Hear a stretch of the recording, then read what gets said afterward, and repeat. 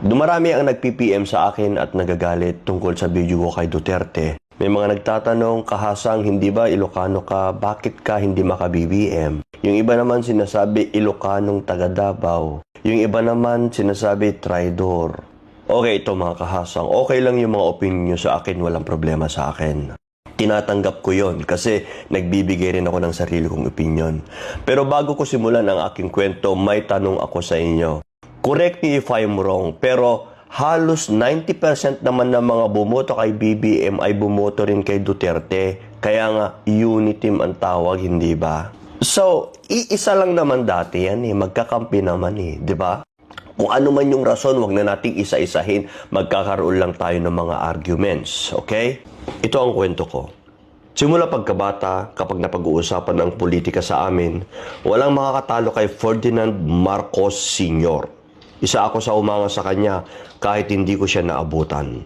Pero nung nag-college na ako, doon ko narinig ang iba't ibang pananaw. Lalo na ang mga aktivista. Mula kay Erap, Arroyo at Aquino, sa panahong iyon, ang pangalang Marcos ay itinuturing na mabagsik, korap, mapang-api dahil sa martial law. Ngunit para sa aming mga Ilocano, iba ang version ng kwento. Para sa amin, si Marcos ay isang matalino at matapang na abogado, isang leader na walang katulad. Na hanggang ngayon, ganun pa rin ang tingin ko sa kanya. Kahit anong sabihin ng iba na paninira, martial law, maraming pinatay, maraming kinurakot. Guys, meron din akong sariling pagre-research kahit hindi ko siya inabutan.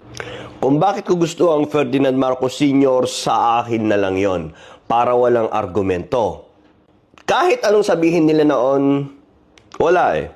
Gusto ko yung senior. Noon pa man, sinabi ko sa sarili ko na someday may tatayong Marcos ulit para linisin ang pangalan ni Ferdinand Marcos Sr. at yung pamilya nila.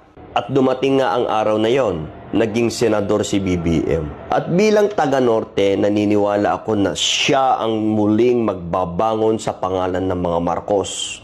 Tumakbo siya bilang vice-presidente, ngunit hindi siya pinalad. Sa panahong iyon, si Duterte ang naging pangulo at sa wakas, naipalibing na rin si Ferdinand Marcos Sr. sa libingan ng mga bayani. Sa dami ng dumaan na presidente, si Duterte lang ang nakagawa noon. Fast forward tayo at si BBM na ang pangulo natin ngayon kasama ang mga Duterte. Pero bakit ako nadismaya? Noong unang taon niya, medyo nadismaya na ako. Nang makita kong ang mga kasama niya sa kampanya ay